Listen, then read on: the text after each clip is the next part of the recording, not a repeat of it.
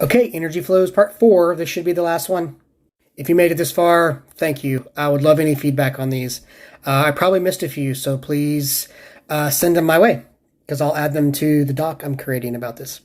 All right, so the first one, not taking responsibility for our actions. So we've probably all seen that one and have lived this one. It's someone else's fault that these things happen, not your fault. Someone else did this to me. This thing is that. This happens to me because I am some adjective. Basically not taking responsibility for your thoughts, your feelings, your actions.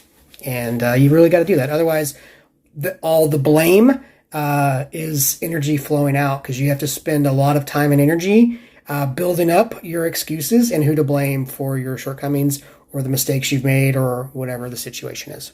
The next one is being overly accessible. All these kind of intermingled together, but this one you could also say is people pleasing. So rather than living your life and doing the things that you want to do, it is acquiescing to other people, bending over for other people, doing things that you don't want to do, basically people pleasing, spending all that energy trying to make someone else happy that most likely you can't, instead of making yourself happy. So a lot of people really like to wear that one as a badge of honor of like how awful and how much they sacrifice for others. And they wear that as a badge of pride, while simultaneously just being miserable, hating their life, and then just complaining about how they never get to do the things they want to do, rather than speaking up and doing the things they want to do.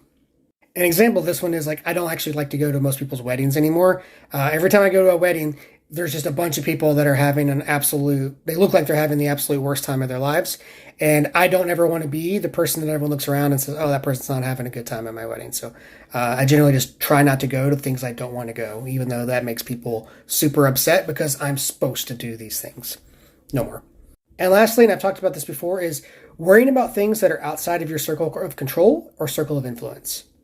So yeah, all these things happening on the planet, all the things happening in Washington, D.C., I actually don't have any control of those things. So while I can spend some energy being upset about those and using that to motivate me to educate myself on topics to maybe go vote or do some other things or go do activism, to spend all of my energy being worried about these things that I have no control, I can't get up and go do anything about, again, waste of energy, waste of time. Same thing for circle of influence. Your circle of influence is closer to home.